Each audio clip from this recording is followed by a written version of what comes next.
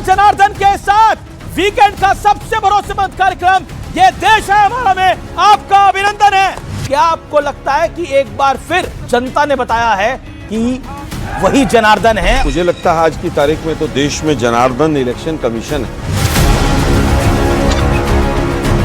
दूसरी पार्टियों के लिए पनौती है कांग्रेस। ये होता है यदि कार्य जन सेवा के तो क्यों पूछनी पड़ती आपको लोगों की जाति? अपमान किया है तुमने सनातन का तो चढ़ी रहेगी तुम पर 7.5। सनातन कभी नहीं रुका। कांग्रेस की सत्ता थी, मंदिर तब भी थे, संत महात्मा तब भी थे, पूजा पाठ तब भी थी। पैर कौन पकड़ रहा था? एक रेपिस्ट रेप करके पैर पकड़। चलिए चुनौती है, पूछिए सवाल।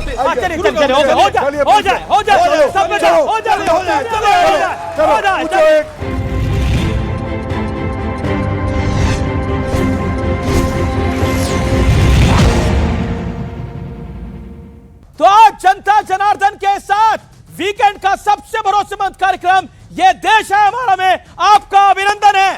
स्वागत है आपका ये देश है हमारा में। कैलेंडर बदला लेकिन विपक्ष के बुरे दिनों की सारसती खत्म होने का नाम नहीं ले रही। सारसती आप समझ गए ना? विपक्षी पार्टियों ने सब करके देख लिया। मोदी के खिलाफ सबने अपनी विचारधारा को चूल्हे में झोंक कर देख लिया। गठबंधन के नाम पर का नाम इंडिया रखकर देख लिया। ईवीएम पर लांछन लगा के देख लिया। वोट चोरी वाला नैरेटिव गढ़ के देख लिया। लेकिन विपक्ष के हाथ कुछ नहीं लगा क्योंकि नरेंद्र मोदी का चेहरा और बीजेपी के मुद्दों पर जनता का अटूट भरोसा घटने की बजाय लगातार बढ़ता जा रहा है। बीजेपी ने साल 2025 का खात्मा जीत के साथ किया था, जबकि 2026 का आगाज महाराष्ट्र की महानगर पालिकाओं में बम्पर जीत के साथ हुआ है। यानी फिलहाल तो साम दाम दंड भेद विपक्ष के काम कुछ नहीं आ रहा है। सवाल है कि विपक्ष हार के असल कारणों पर चिंतन करेगा या सिर्फ और सिर्फ बहानेबाजी और लीपापोती का एक खेल होगा। वीकेंड एडिशन में आज इसी मुद्दे पर होगी सबसे सटीक, सबसे धारदार बातचीत। जनता जनार्दन पूछेगी जोरदार सवाल, मेरे युवा मित्र पूछेंगे जोरदार सवाल। जोरदार तालियों के साथ अभिनंदन है आपका आज के इस खास वीकेंड एडिशन में।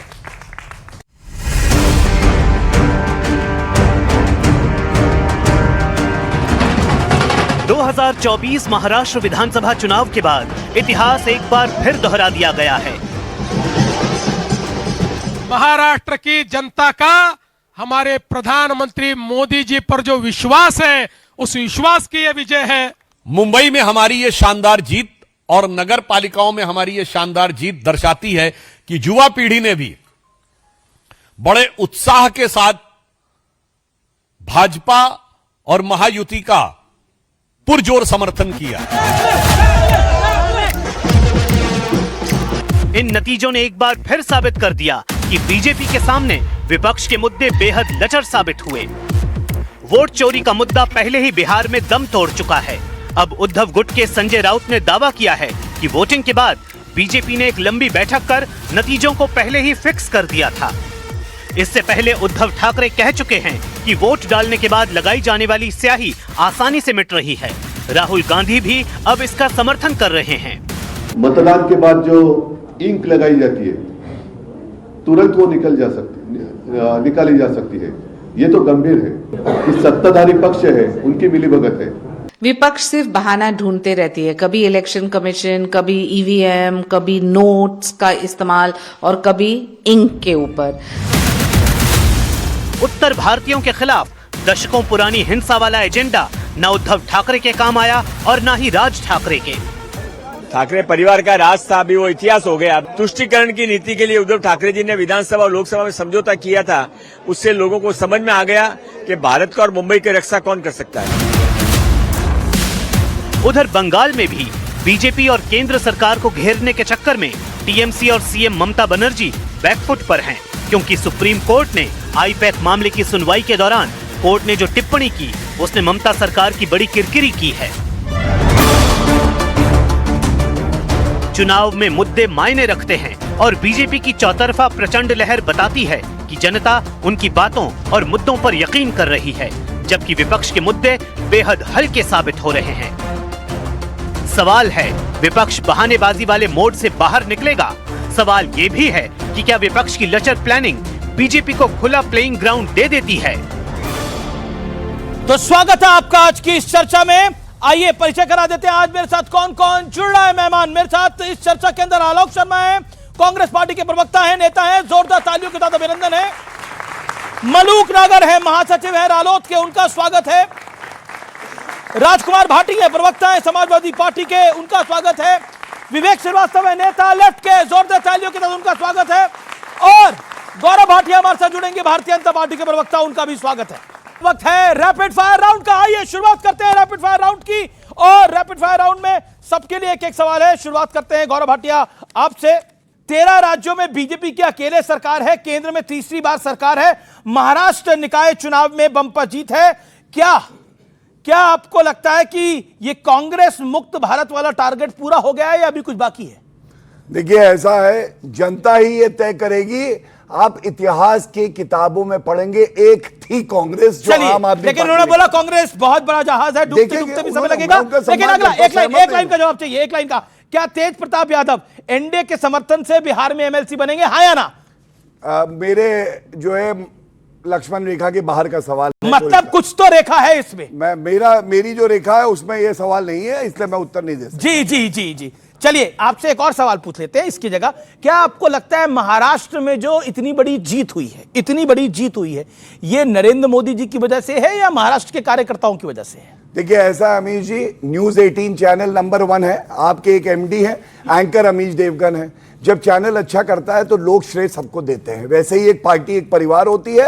नरेंद्र मोदी जी के नेतृत्व में, देवेंद्र फडणवीस जी के नेतृत्व में। मैंने तो एक लाइन में जवाब पूछा था। आलोक शर्मा, अब आपकी बारी है। क्या महाराष्ट्र का चुनाव में कांग्रेस का जो इतना बुरा हाल हुआ है, ये वाकई आपके लिए सोचने की घड़ी है?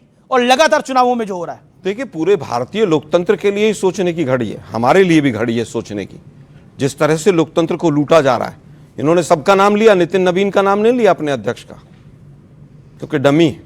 ओके, मैं अगला सवाल। क्या कांग्रेस आजादी के बाद धर्म के आधार पर नफरत की राजनीति के खिलाफ नरम रवैया अपनाया है? मौलाना अरशद मदनी के इस बयान से आप सहमत हैं या हाँ या ना? देखिए, बीजेपी के बहुत सारे संस्करण देश के अंदर घूमते रहते हैं। हमको मदनी है, कोई ओवैसी है, फलाना है, कोई डिकड़ा है। बीजेपी के संस्करण है। फिर कहूंगा कि ये जिस तरह के बयान ये लोग देते हैं, उससे कहीं ना कहीं बीजेपी को फायदा होता है। ओके, आपको मदनी जी को, आप मानते हैं मदनी साहब बीजेपी का संस्करण है, हाँ या ना? मदनी साहब बीजेपी का संस्करण है, हाँ या ना? विवेक, मुझे नहीं मालूम, लेकिन वो जो बात करते हैं कुछ लॉजिकल बात है, ऐसा नहीं है। मदनी साहब की हर बात को आप नकार नहीं सकते, आपको सुनना पड़ेगा। आप सुनिए और विचार करिए। अगला सवाल जी। अब महाराष्ट्र में वोट चोरी हुआ है, हाँ या ना? बिल्कुल। अच्छा, चोरी हो गया? नहीं, इस बार वोट चोरी नहीं, इस बार कुछ नया आया है। इस बार इंक डाइल्यूटेड थी, नया, तो इंक चोरी कह सकते हैं। चलिए। अच्छा, महाराष्ट्र में महा आघाड़ी जो थी विवेक जी, वो महापिछड़ी बन गई है। भाई, इंक जब मिटने लगेगी तो हम पिछड़े होंगे। चलिए, तो इस बार इंक का खेल आप लोगों ने कर दिया। अब नया खेल क्या होगा बंगाल के अंदर, बताइए मलूक नागर। देखिए, ये इनके कांग्रेस के नेता ऐसे प्रश्न पूछेंगे जो पाकिस्तान के फेवर में जाए, हमारे देश के खिलाफ जाए, तो जो मैंने तो सवाल पूछा, उसका जवाब पे आ रहा हूं। अरे भाई साहब, मेरे सवाल का जवाब। अच्छा, विपक्ष ऐसे सवाल पूछेगा जो देश के खिलाफ जाए, पाकिस्तान के फेवर में जाए, तो पश्चिम बंगाल में इनकी वही हालत होगी जो बिहार, हरियाणा, मध्य प्रदेश, महाराष्ट्र में हुआ। आप राजनीति में परिवारवाद के खिलाफ हैं, हाँ या ना? राजनीति में आप परिवारवाद के खिलाफ हैं? सेवा करने के पक्ष में है। अरे, परिवारवाद के खिलाफ है, हाँ या ना? सेवा करने के पक्ष में। मैं समझ गया, मैं आपको फंसाना नहीं चाहता। आपकी पार्टी रालोद है, चौधरी चरण सिंह वाली पार्टी, उनके बेटे अजीत सिंह, फिर आगे जयंत चौधरी। आपको मैं फंसाना नहीं चाहता, आपका जवाब मैं समझ गया। परिवारवाद के चक्कर में मत फंसिएगा, आप फंसा देंगे गौरव भाटिया आपको। आलोक शर्मा, एक और चुनाव, और 2024 में ऐसा लगा बीजेपी खिसक जाएगी, लेकिन बीजेपी ने कमबैक किया। क्या आपको लगता है कि एक बार फिर, चाहे महाराष्ट्र के निकाय चुनाव हो, चाहे बिहार के विधानसभा चुनाव हो, जनता ने बताया है कि वही जनार्दन है और पब्लिक ने बीजेपी के पक्ष में, एनडीए के पक्ष में वोट डाला है? देखिए, मुझे लगता है आज की तारीख में तो देश में जनार्दन इलेक्शन कमीशन है, जो चाहता है वो करता है। जिस राज्य में वोट बढ़ानी होती है बढ़ जाती है, जिस राज्य में घटानी होती है घट जाती है। एसआईआर पे लगातार सुप्रीम कोर्ट फटकार लगाता है। बीजेपी एक काम देश के लिए नहीं करती है, उसके बावजूद उसको जिताने के लिए पूरी ताकत झोंकी जाती है। 2014 का ही देख लीजिए, उससे लेकर अभी तक जितने वादे थे मोदी जी ने, जो बड़े बड़े वादे किए, उनमें से कौन सा पूरा हुआ?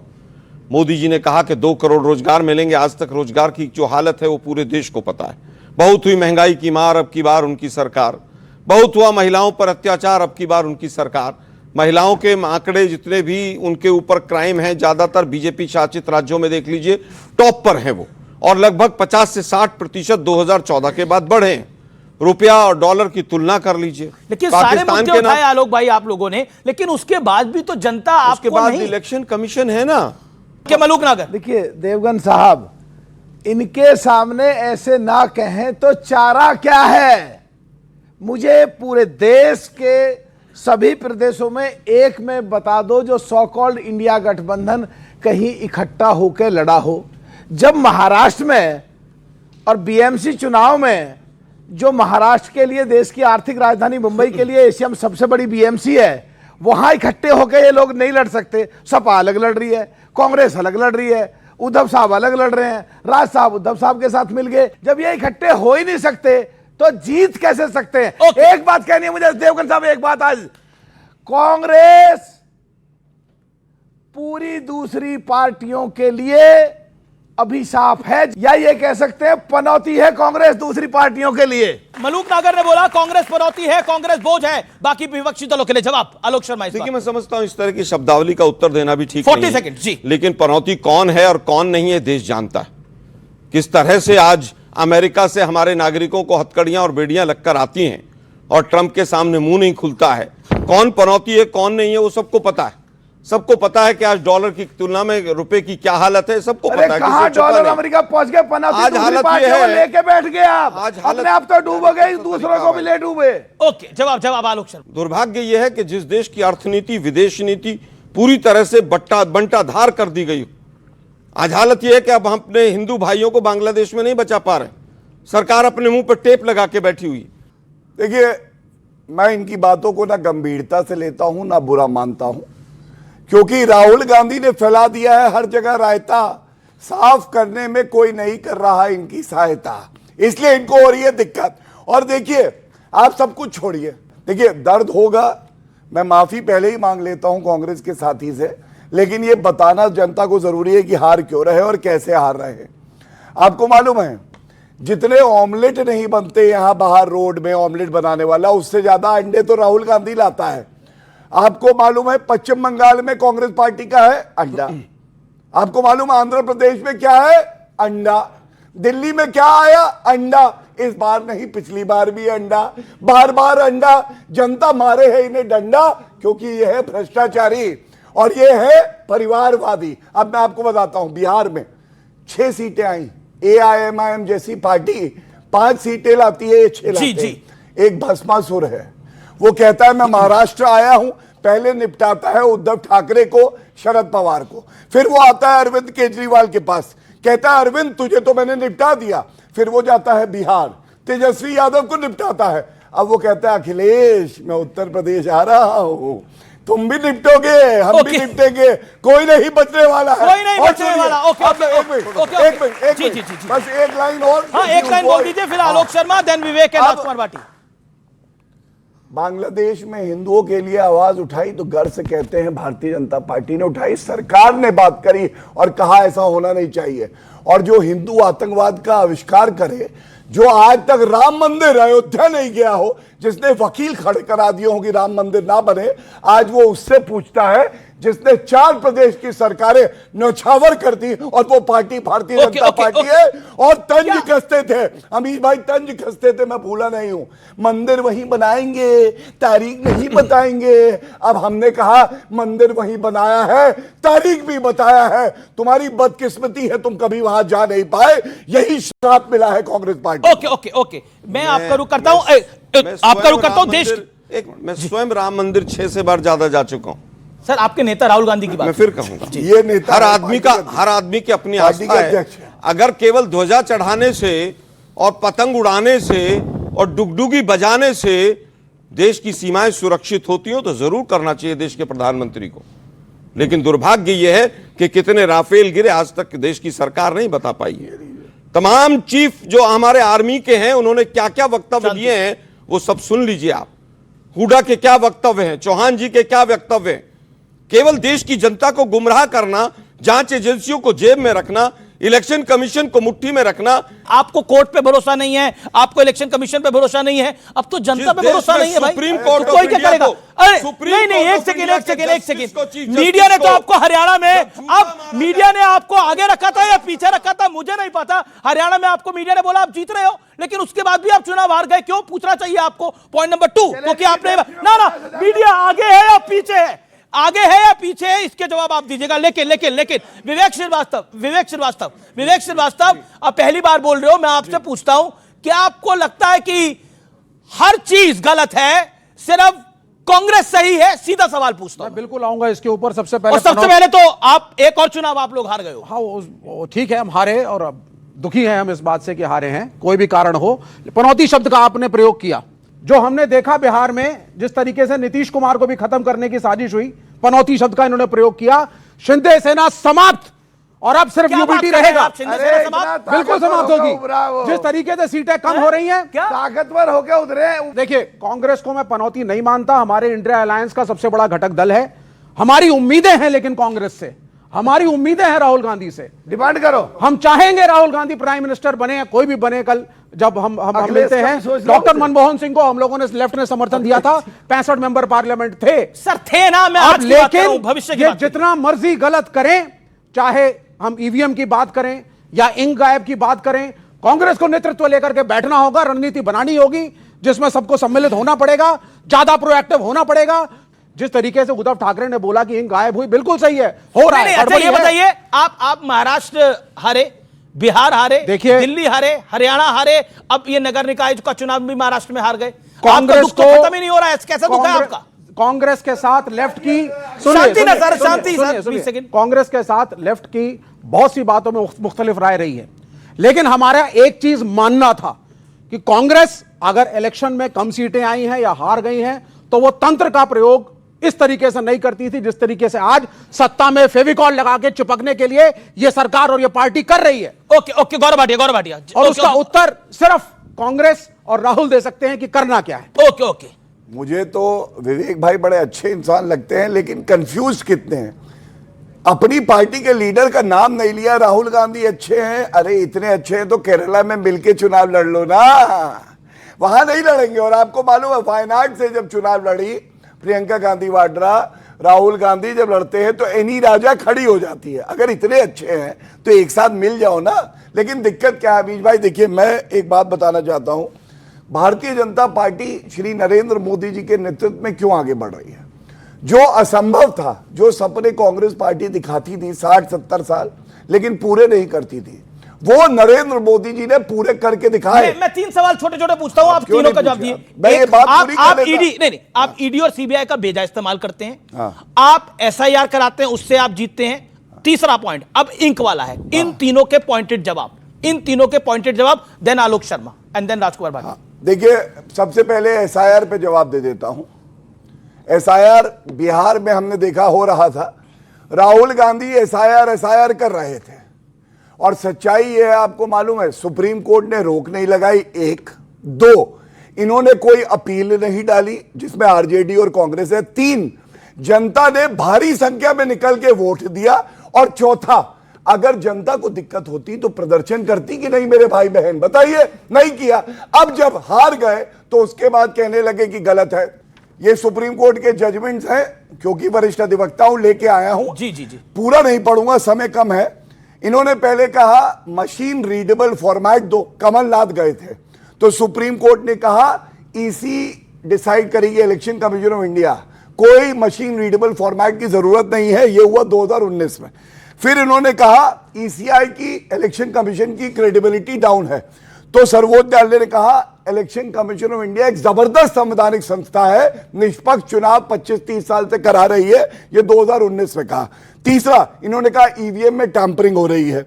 तो 2024 में सुप्रीम कोर्ट ने यह कहा उन्होंने कहा जब आप हार जाते हो तो टेम्परिंग हो जाती है, लेकिन जब आप जीत जाते हो तो कहते हो ये ओके, बहुत अच्छी है। जवाब। ये सुप्रीम कभी कोर्ट कह ईद रहा खराब, कभी सुप्रीम ईवीएम कोर्ट खराब, कह रहा है। बहानेबाजी से आगे निकलना पड़ेगा। 24/7 की पॉलिटिक्स करनी पड़ेगी। आपके शिवसेना भी आज की डेट में यही बात कह रही है कि 24 घंटे 24/7 की राजनीति करनी पड़ेगी। 24/7 की राजनीति जिन्होंने की, आज 3-3 महीने तक दिल्ली में सांस नहीं ले पा रहे, 1-1 महीने स्कूल बंद करने पड़ रहे हैं। जिन्होंने नहीं की थी उस समय पर दिल्ली बेहतर थी। जिन्होंने 24/7 राजनीति की, 2 दर्जन से ज्यादा बच्चे और बड़े इंदौर में मर गए, मोदी जी का एक ट्वीट तक नहीं आया गंदा पानी पी के। दुर्भाग्य यह है कि हर चीज को हाईजैक किया हुआ है। SIR पर ट्रस्ट डेफिसिट है।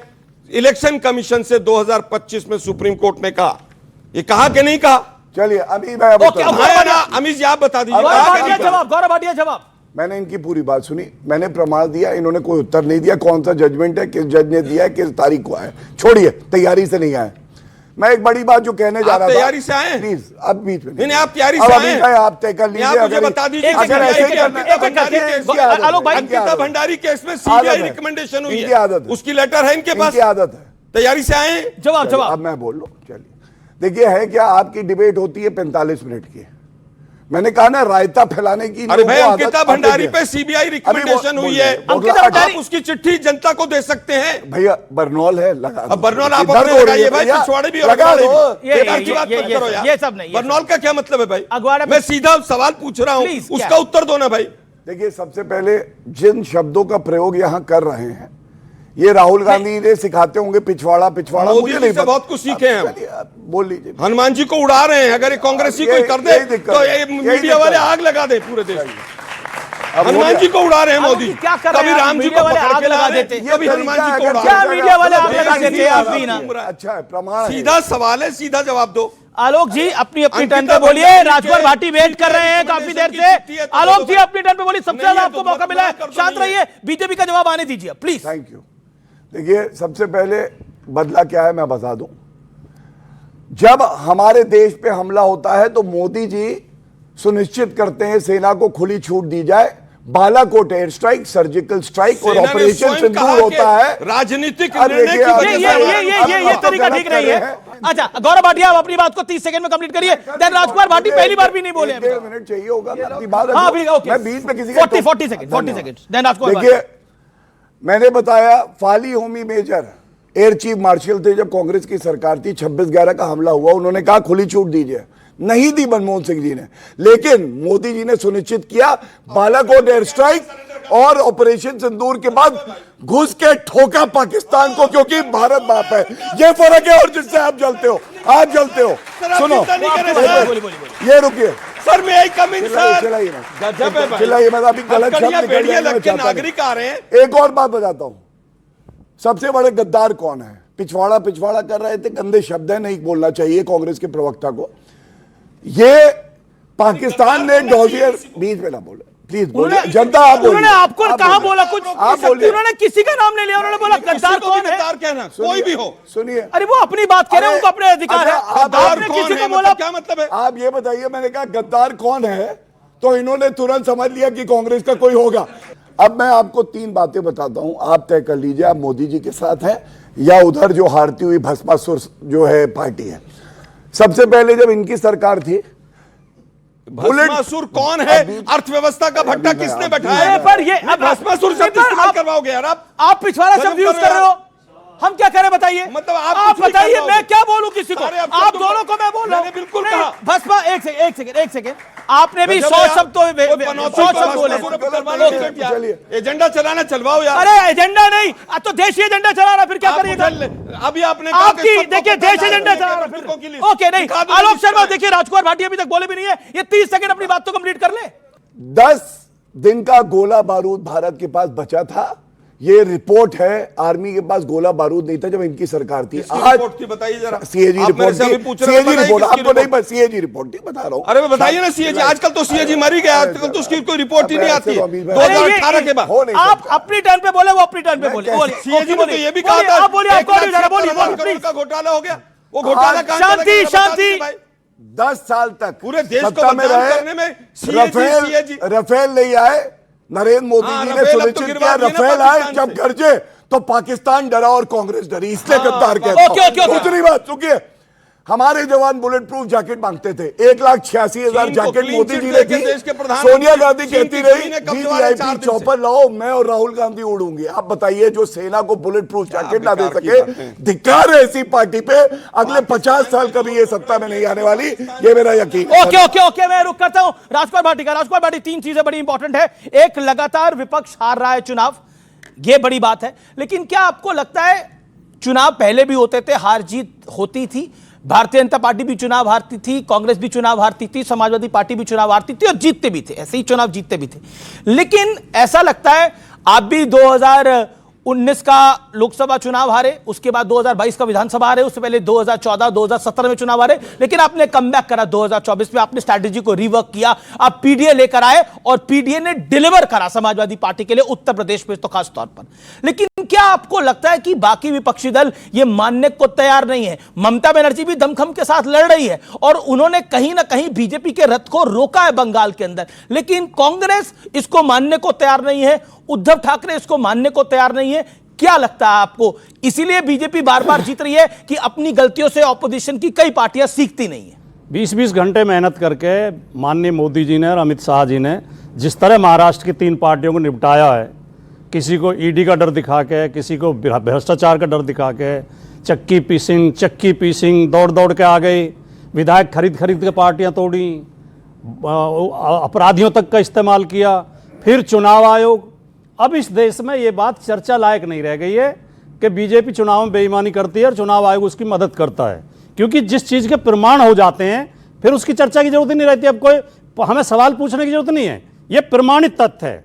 जो चंडीगढ़ के चुनाव में प्रमाणित हुआ, जो रिटर्निंग ऑफिसर था वो कैमरा के सामने बैलेट पेपर में निशान बना के बीजेपी को लाभ पहुंचा रहा था।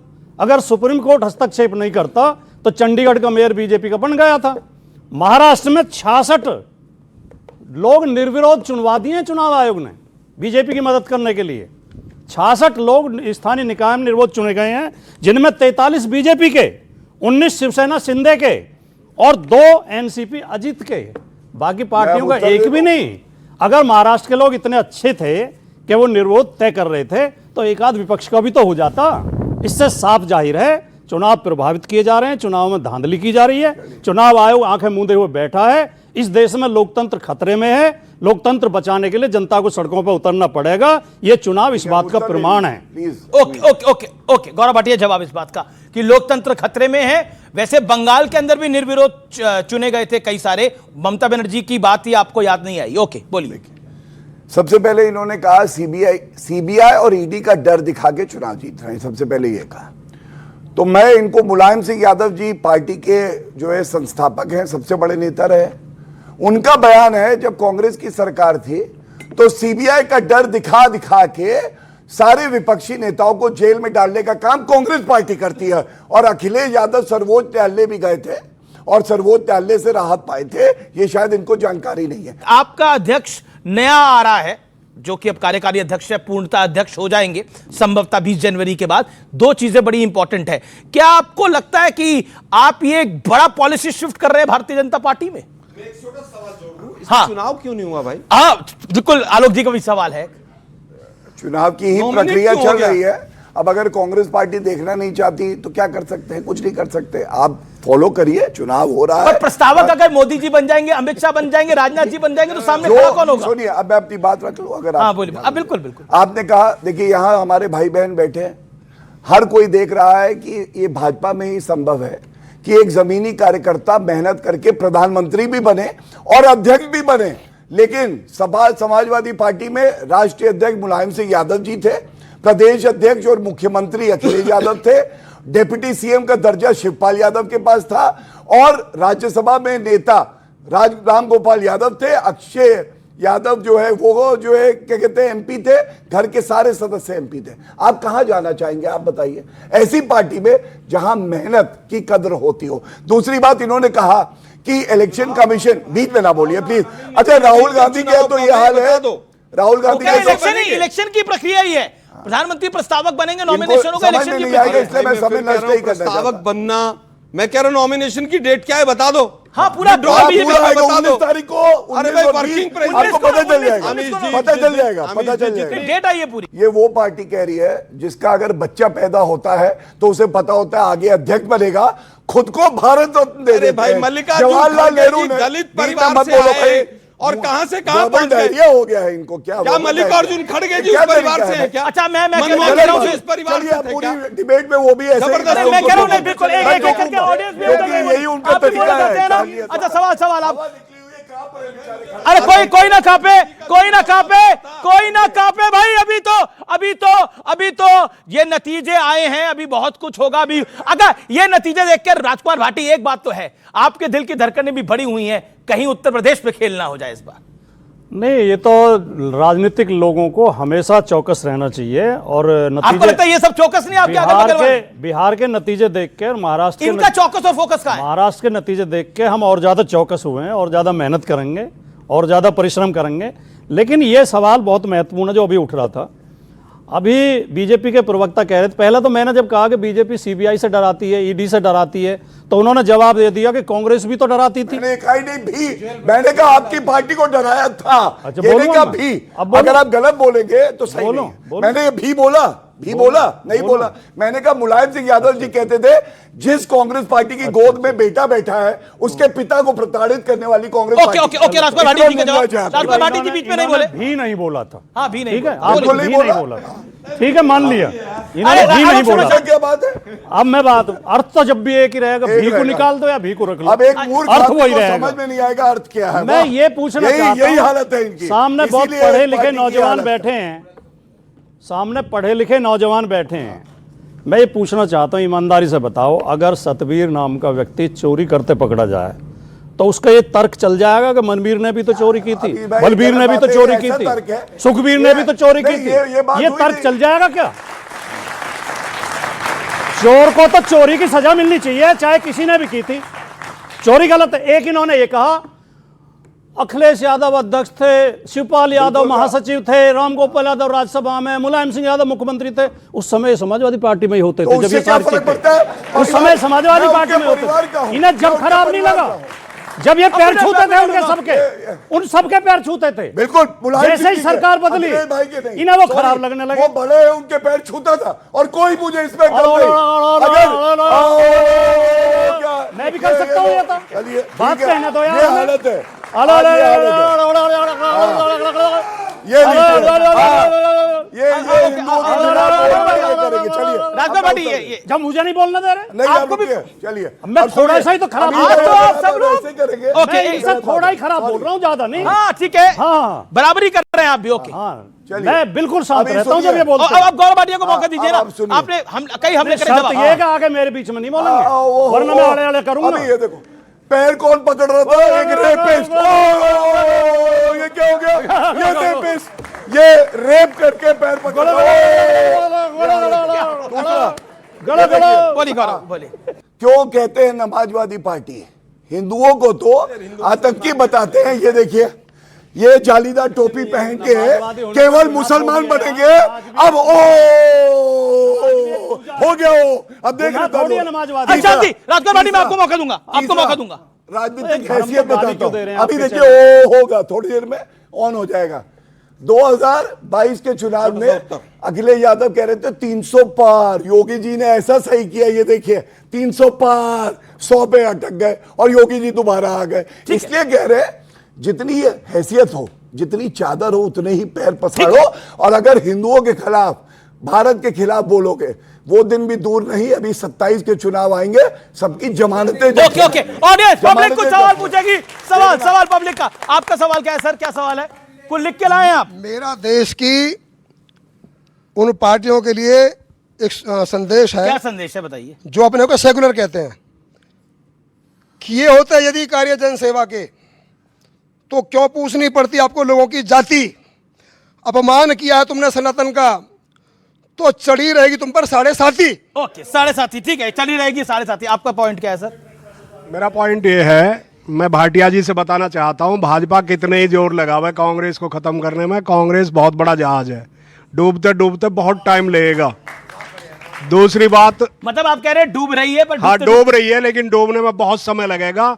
कितनी उबर भी सकती है, उबर भी सकती है, उबर भी सकती है। ठीक है। भाटिया जी कितना भी जोर लगा लो कांग्रेस को। और मलूक नागर कुछ कहना चाहते हैं? मलूक नागर बड़ी देर से आए नहीं है, मलूक भाई को अरे नहीं यार न्याय हो जाएगा। मलूक नागर बोलिए। पूरे देश की जनता के आधार पे देखें तो केवल 8.5% कांग्रेस है, और जिस तरह के बयान ये पाकिस्तान के फेवर में देश के खिलाफ देते हैं, आने वाले समय में सुपड़ा साफ हो जाएगा। कुछ कहना चाहते हैं? मैं उत्तर देता हूं। मैं एक बात बतानी चाहता हूं, कांग्रेस पे 7.5 ही चढ़ रही है, अभी बताइए उन्होंने। और ये जो इनके साथ में जो है ना, जब तक ये 7.5 ही रहेगी, इन पर शनिचर कौन है आपको क्या लगता है 7.5 वाले? 7.5 है इनके साथ में जिन पार्टियों के जोड़ लेते हैं, वो पार्टियों को अगर ना जोड़े तो भी इनकी 5-6 सीट तो फिर भी एक आलोक शर्मा, एक दिल से सवाल है, एक दिल से सवाल है। बिल्कुल एक दिल से मेरा सवाल है। देखिए, कांग्रेस इस देश की प्राइम ऑपोजिशन पार्टी है। कांग्रेस को एक नेचुरल बेनिफिट मिलता है, जब बीजेपी अगर कमजोर होगी तो एक नेचुरल बेनिफिट मिलेगा, इसमें कोई दो राय नहीं है। इस देश के कई बड़े राज्यों में, यूपी में कांग्रेस कई वर्षों से नहीं आई है, बिहार में कई वर्षों से नहीं आई है, बंगाल में तो बहुत सारे वर्षों से नहीं आई है, कब लगभग 40 साल हो चुके हैं, 40-45 साल हो गए। यूपी में भी लगभग 40 साल ही हो चुके हैं। बिहार में स्थिति ऐसी है। दिल्ली में एक टाइम में आपकी 3-3 बार यहां पे सरकार रिपीट हुई, 2-2 बार सरकार रिपीट हुई, लेकिन उसके बाद आप वापस नहीं आ पाए, शून्य पर है। क्या आपको लगता नहीं है कांग्रेस का लेफ्टीकरण कांग्रेस को डैमेज कर रहा है? और जो कांग्रेस के लिए बोलता है, मैं नाम कोट करूंगा, नाना पटोले जैसे नेता, जो कांग्रेस के लिए बोलता है वो टारगेट हो जाता है, कांग्रेस के भीतर भी कांग्रेस के बाहर भी। सीधी सी बात है मेरा। देखिए, देयर इज अ प्रॉब्लम। एक अभी सुने नहीं, देखिए मैं पर्सनल किसी पे नहीं बात करता, लेकिन एक अभी it is a very important question. पूर्व केंद्रीय मंत्री थे, 10 साल से सांसद थे बिहार में। उन्होंने अडानी का एक भ्रष्टाचार सामने उजागर किया, पार्टी से बाहर कर दिया। वो भूल गए आप? आर.के. सिंह नाम था जिन्होंने थ्योरी दी थी वो, लेकिन उनको पार्टी से बाहर कर दिया गया।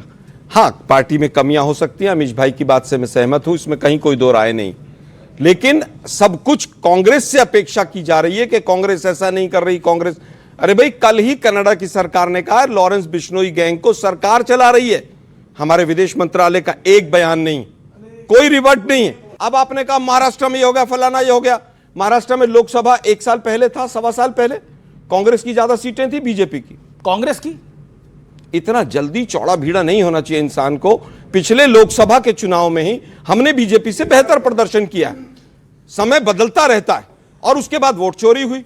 जब लोकसभा में बीजेपी का सुपड़ा साफ हो गया। एक सेकंड, फिर भी आप कह रहे हैं इलेक्शन कमीशन खराब है, लोकसभा में क्यों हमने अच्छा प्रदर्शन किया? मेरा क्वेश्चन है सारे अपोजिशन लीडर से, लाइक आपने कहा कि लिस्ट चाहिए हमको, लिस्ट किससे चाहिए? पाकिस्तान से? कितने राफेल गिरे? आप लिस्ट किसकी मानते हो? आपकी आर्मी आपको लिस्ट देती है, आपकी गवर्नमेंट आपको लिस्ट देती है, आपको नहीं माननी। आपने कहा गद्दार कौन है? मतलब आपके हिसाब से हर वो इंसान गद्दार है जो बीजेपी को वोट दे, जो मतलब जैसे इलेक्शन कमीशन ने कहा कि ऐसा किसी ने नहीं बोला। मेरा सवाल गौरव भाटिया जी से है। आपने कहा कि बीजेपी जो है हिंदू रक्षा वाली पार्टी है। सर, नागपुर में जो मरे वो कौन थे? जो एम्स के बाहर जो लोग हैं वो मर रहे वो कौन थे? जो बांग्लादेश में जो लोग मर रहे हैं वो कौन थे? और हाल ही में कॉलेज का नाम वैष्णो देवी कॉलेज है, उसको नाम हटा दिया गया, उसको खत्म कर दिया गया, उस पर भी आप खुश हो रहे हो? सर, चाहे पटना से लेके तिरुवनंतपुरम तक और दिल्ली से लेके मुंबई तक, सर क्या विपक्ष जनता के मुद्दों को समझने में नाकाम साबित हो रही है? इस पूरी डिबेट के अंदर एक इशू हमने नहीं डिस्कस किया, वो थे नीतीश राणे। उस चीज का समर्थन किया गौरव भाटिया जी ने। हमारे वरिष्ठ मित्र, सुन लीजिए, हमारे वरिष्ठ मित्र, एक मिनट देखिए, गौरव भाटिया ने समर्थन, पर आपकी पार्टी के नेता आपने डिनाई भी नहीं करा। डिनाई कर दीजिए आप बोले नीतीश राणे पे कार्रवाई होगी, ये बोलने पे कार्रवाई होगी, कार्रवाई होगी। भगवान, क्या नीतीश राणे पे कार्रवाई होगी? ठीक है, अभी बोल रहे हैं, कार्रवाई होगी ना। राहुल गांधी जब कहते हैं चौकीदार चोर है, शांति सुनिए, जज्बा क्या होता है, ईमानदारी क्या होती है, अभी बता दो। लेकिन इनको पहले कहिए चुप करें। ये जो ये कांग्रेस के प्रवक्ता की आपने नहीं दी, वो आप सोचिए कांग्रेस के प्रवक्ता की। आलोक शर्मा, ये गलत बात है। आलोक शर्मा, शांति। आलोक शर्मा प्लीज, अब जवाब तो उनको मौका, आपको तभी सवाल पूछते हैं, उनको मौका तो देने दो। नीतीश राणे ने गलत बोला, आपको लगता है? मैं इतना कहूंगा, नहीं बोल सकते ना, गलतों की पार्टी है, सारे गलत है। अच्छा ठीक है, सारे गलत है, आप लोग सब गलत है भाई। जब देश के प्रधानमंत्री 80-20 कांग्रेस पार्टी, आप बताइए सारे लोग, कांग्रेस पार्टी एक पोस्टर रिलीज करती है, प्रधानमंत्री जी का सर तन से जुदा होता है, बाद में डिलीट कर देती पार्टी ने है। बोलिए, अरे चुप रहिए, चुप रहिए, चुप रहिए, कभी कहीं अरे सर गायब है तो और क्या होगा, और क्या कह रहा है? गायब पोस्टर था, गायब पोस्टर, गायब होना बहुत चीज है। सर गायब था, सर गायब था। सांसदों के लगते रहते हैं, ये पूछिए, लेकिन मुझे केवल ये बता दो, इंदौर में जो लोग मरे हैं वो हिंदू थे, मुसलमान थे। पूछेंगे गलत था, अगर वो पोस्टर गलत नहीं तो डिलीट भी तो हुआ था वो पोस्टर। मैं फिर कहूंगा, डिलीट हुआ था ना वो। महाराष्ट्र में लोकसभा के चुनाव हुए, लोकसभा के चुनाव में अपोजिशन बहुत अच्छी तरह से जीता, फिर 56 लाख वोट बढ़ गए 5 महीने के अंदर, और महाराष्ट्र का चुनाव में विधानसभा में स्वीप हो गया, पूरी तरह से इलेक्शन कमीशन जिताता है। आप बताइए, केवल जो चक्की पीसिंग था उसको क्या किया आपने? महाराष्ट्र की फाइनेंस मिनिस्ट्री की पूंजी पकड़ा के दे दी, जिसके ऊपर सीढ़ी निकालते थे। क्या कांग्रेस अपनी गलतियों से, विपक्ष अपनी गलतियों से सीख नहीं रहा? देश के गृह मंत्री ने भी बताई थी कि 370 का विरोध करोगे, राम मंदिर का विरोध करोगे तो जीतोगे कैसे? कांग्रेस देश में अगर ये इनका एक्स चीफ मिनिस्टर एमओएस प्रधानमंत्री कार्यालय चौहान अगर कहेंगे पहले दिन पाकिस्तान जीता, या मणिशंकर अय्यर जैसे लोग कहेंगे कि अपना युद्ध उनसे नहीं लड़ना चाहिए, उनसे बात करनी चाहिए, तो इन्हें फिर तो पाकिस्तानी कहते हैं। आलोक शर्मा गद्दार फिर कौन हुआ? ये गद्दार औरों को कहते हैं, तो गद्दार तो देश के फिर यही हुए। एक मिनट, वो कह रहे हैं कि ये तो देश से गद्दारी हुई, मलूक नागर कह रहे हैं। बिल्कुल, देश के विदेश मंत्री ने कहा कि चीन बहुत बड़ी अर्थव्यवस्था, उससे हम नहीं लड़ सकते हैं। ये गद्दारी है कि नहीं? ऑडियंस से सवाल, मैं आ रहा हूं। ओके गौरव भाटिया, मैं आ रहा हूं। ऑडियंस एक दो सवाल, और क्या सवाल है? In democracy opposition play a major role, पर मोदी जी कहते हैं कि कांग्रेस मुक्त भारत। क्या मोदी जी डेमोक्रेसी को मिटाना चाहते हैं या कांग्रेस को मिटाना चाहते हैं? ओके, डेमोक्रेसी को, पर डेमोक्रेसी में तो ओके आपकी पॉइंट, ये उनका पॉइंट, आपका पॉइंट क्या? सर मैं सरकार से ये पूछना चाहती हूँ, पहला प्रश्न, कि अगर ईवीएम पे इतना ही संदेह जताया जा रहा है तो क्यों लोकतंत्र में पारदर्शिता और जनता के भरोसे को बनाए चुनाव बैलेट पेपर पे क्यों नहीं कराए जा सकते? और दूसरा प्रश्न विपक्षी दल से है मेरा, अगर विपक्षी दल को सच में ही इतनी दिक्कत है ईवीएम से, तो वो खुद क्यों नहीं एक अलायंस बनाकर सुप्रीम कोर्ट का दरवाजा खटखटाते हैं? सुप्रीम कोर्ट पे कुछ नहीं हुआ है। ओके जाओ, ओके गौरव भाटिया, अगर किसी को संदेह है तो ये लोकतंत्र कानून से चलेगा, आप सर्वोच्च न्यायालय जाइए, संविधान के हिसाब से चलिए। इन्होंने इलेक्शन कमीशन ऑफ इंडिया पे सवाल उठाया, ईडी पे उठाया, सर्वोच्च न्यायालय गए, सर्वोच्च न्यायालय ने 12 पार्टियों की याचिका रद्द कर दी। और ईवीएम पे मैंने जजमेंट पढ़ा, वीवीपैट पे पढ़ा, इलेक्शन कमीशन की निष्पक्षता पे पढ़ा। उसके बाद अगर ये ना माने तो कोर्ट जो है ईवीएम में नहीं, राजकौर भाटी के अंदर, राजकौर भाटी, मैं आपके आलोक शर्मा प्लीज शांति, राजकौर भाटी एक बार भी नहीं आए वो अभी तक। चुनाव में हारना जीतना धूल चटाना नहीं होता, बहुत विनम्रता से जीत को स्वीकार करना चाहिए और हिम्मत के साथ हार को स्वीकार करना चाहिए, और हार को भी स्वीकार करना चाहिए। मैंने कहा है, मैं ये कहना चाहता हूं कि जब 2012 के चुनाव हुए थे तो भारतीय जनता पार्टी को मात्र 47 सीटें मिली थी उत्तर प्रदेश में विधानसभा की, और 15% वोट मिला था। हम बुरे से बुरे हालात में भी 21 से नीचे नहीं गए कभी, और 229 प्रत्याशियों की जमानत जब्त हुई थी। सही, तो इतने अहंकार में नहीं आना चाहिए, समय बदलता रहता है। अब हमने इन्हें 24 में फिर हराया है और 27 में हराएंगे, तो ये तो हार जीत चलती रहती है। ओके गौरव भाटिया, इस बात का जवाब बोले, जीत में अहंकार नहीं होना चाहिए। आप जीत रहे हैं लेकिन अहंकार मत। देखिए यहां मैं हूं, जो मेरा लीडर कहेगा वो पार्टी लाइन होगी, ठीक है? अखिलेश यादव, रामगोपाल यादव सबने ईवीएम पे सवाल उठाए हैं, मैं रिकॉर्ड पे कहता हूं। प्रवक्ता कैसे आगे कहता है, मैंने विनम्रता से स्वीकार लिया, हार गए। अपने लीडर्स को कहिए अखिलेश यादव गलत है। दूसरी बात मैं इनको बताना चाहता हूं, देखिए ये कहते 2024 कह रहे हैं गलत है, मैं ये कह रहा हूं जो प्रक्रिया है बिल्कुल सही है, और अगर किसी को परेशानी है तो वो न्यायालय जा सकता है, स्पष्ट बात कह रहा हूं। गलतियां तो हैं इलेक्शन कमीशन में, सरकारी तंत्र में, ये एक बात है, लेकिन मैंने फिर भी कहा कि हमें लड़ना पड़ेगा जीतने के लिए। तो सॉरी फेस लेकर के एक सेकंड सर, एक सेकंड देखिए, सुन तो लीजिए ना। लेकिन वो कह रहे आपको कोर्ट में विश्वास है कि नहीं है? लेकिन इससे बड़ा गंभीर आलोक शर्मा शांति, विवेक बोल रहे हैं, गंभीर प्रश्न, इससे बड़ा गंभीर प्रश्न इस देश के सामने आपकी आइडियोलॉजी का है। 12 जनवरी को नगर कीर्तन ऑकलैंड में निकल रहा था, सिखों का, सरदारों का घेर लिया गया वहां के मौर्य और ईसाइयों द्वारा, और प्ले कार्ड लिख करके बोला go back, this is New Zealand not India. क्योंकि यहां पे जब आप हिंदू राष्ट्र की बात करते हैं, हिंदुत्व की बात करते हैं नितेश राणे, तो उसका रिएक्शन बांग्लादेश में, ऑस्ट्रेलिया में, कनाडा में हमारे मंदिरों पे हमला होता है और कहा जाता है ये हिंदू अपने देश में माइनॉरिटी को सुरक्षित नहीं रख सकते। यह है उस हिंदूवादी राजनीति का अंश। जिसको आप लोग क्वेश्चन नहीं कर रहे हैं। कौन सनातन? क्या सनातन रुक गया था? सनातन कभी नहीं रुका। कांग्रेस की सत्ता थी, मंदिर तब भी थे, संत महात्मा तब भी थे, पूजा पाठ तब भी थी। ये जो आप कर रहे हैं, देश का नाम, हिंदुओं का नाम काला कर रहे हैं, और पूरे विश्व में हमारे बच्चों को वहां से वापस आना पड़ेगा। मैंने आपसे पूछा ऑपोजिशन और लोकतंत्र पे, आप हिंदू पे चले गए। ओके, देखिए, भारत का मुंह ना कभी काला हुआ है ना होगा, लेकिन कालक पोतने का प्रयास पता है कब हुआ था? जब 1962 से चीन से युद्ध चल रहा था और ये लोग चीनी के साथ खड़े थे और भारत के साथ नहीं खड़े। बीच में ना बोले अमीर भाई, मैं अब ओके आप बोलिए। इनटॉलरेबल है।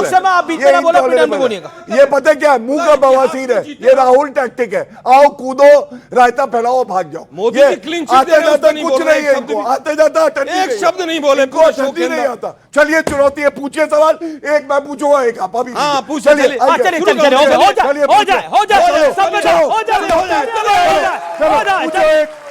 सभ्यता के दायरे में। ओके, मैं आता हूं बीच में, मैं आता हूं बीच में, सभ्यता के दायरे में। ओके ओके, आप दोनों आगे आइए, आगे दोनों आइए, दोनों आइए। Okay okay okay okay okay, Gaurav Bhatia क्या सवाल है? सवाल नहीं, आप उनसे पूछिए पहले, मुझसे पूछिए। बोला ओके ओके, मैं तो पूछ ही रहा हूं। ओके ओके, मेरा सीधा पहला सवाल है, इंदौर में जो 2 दर्जन से ज्यादा लोग मरे, वो हिंदू थे या मुसलमान? उत्तर दें। ओके, वो हिंदू थे या मुसलमान? हिंदू मुसलमान का चश्मा ये पहनते हैं, हमारे लिए सब भारतीय हैं और इनको ये भी ज्ञात नहीं है। चेक करें सारे लोग, जो बच्चे मरे, कॉफ सिरप जो आता है, कॉफ सिरप आया तमिलनाडु से और इन्होंने एक शब्द नहीं बोला। और मध्य प्रदेश में जब घटना हुई तो हमारे मुख्यमंत्री स्वयं परिवारों से मिले और सुनिश्चित कर रहे हैं कि एक भी बच्चे की जान न जाए। ये फर्क है। मेरा सवाल मेरा सवाल, एक आपका सवाल, एक उनका सवाल, ठीक है, छोटा सवाल। अब इनसे ये पूछिए, 1984 के दंगों में जो सिख मारे गए थे हमारे भाई बहन, उनके लिए आज तक सोनिया गांधी और राहुल गांधी ने माफी क्यों नहीं मांगी? गलत है, पूछिए जरा। 1984 में गलत है कि नहीं?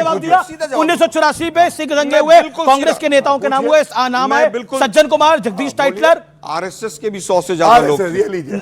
अखबारों में आज भी कटिंग्स हैं आरएसएस के लोगों के ऊपर। अरे भाई सुन तो लो ना यार, सरकार हमारी थी तो आरएसएस पे केस नहीं होंगे क्या? क्या तर्क देते हो यार? चुनौती दी तो मैं फिर कहूंगा, मैं उत्तर दे रहा हूं भाई, मैं उत्तर दे रहा हूं, बीच में मत बोलो, बीच में मत बोलो। उत्तर दे। बड़ा पेड़ गिरता है तो धरती। ये राजीव गांधी ने कहा था शांति शांति शांति शांति। ओके, शांति तो लो, फंस गए। वो बाबू बजरंगी के बयान सुन लो 2002 के, मैं उन पर नहीं जाना चाहता हूं। बात यह है, देश के प्रधानमंत्री ने और कांग्रेस पार्टी ने ऑफिशियली, और माननीय राहुल गांधी जी, अब आप बोले, आपके बात माननीय राहुल गांधी जी ने, देश के प्रधानमंत्री सरदार मनमोहन सिंह ने और कांग्रेस ने ऑफिशियली माफी मांगी उसके लिए। ओके ओके, अब सुनो, एक अब सवाल मेरा है ना। नहीं, अब सवाल होगा। एक एक सवाल बहुत था। एक एक जनता के एक सवाल लूंगा। अपनी अपनी बात को रख सकते हैं, अपनी अपनी बात को रख सकते हैं। क्या सवाल है आपका? सर भाटिया जी से एक सवाल है सर। अभी सर चाइना की आपने बात किया है सर, तो सर चाइना से 62 में आपने विरोध किया, फिर सर अभी कम्युनिस्ट पार्टी ऑफ चाइना के मेंबर से आप लोग क्यों मिल रहे हैं sir? Communist party of China के मेंबर से आप क्यों मिल रहे हैं? गौरव भाटिया, पब्लिक से सवाल आया है। बिल्कुल, मुझसे आपने सवाल पूछा ना, मैं आपको बताता हूँ, पार्टी टू पार्टी मीटिंग हुई है जिसमें सरकार, कौन सी पार्टी? आप देखिए, अभी उत्तर नहीं देने देंगे। आरएसएस से भी मिले, बताओ। ये कौन पार्टी सवाल पूछ रही है जो एमओयू साइन कर रही थी राहुल गांधी और शी जिनपिंग? तो फिलहाल ये देश है हमारा के आज के एडिशन में इतना ही। आपको ये एडिशन कैसा लगा मुझे जरूर बताइएगा। आपको मेरा नमस्कार।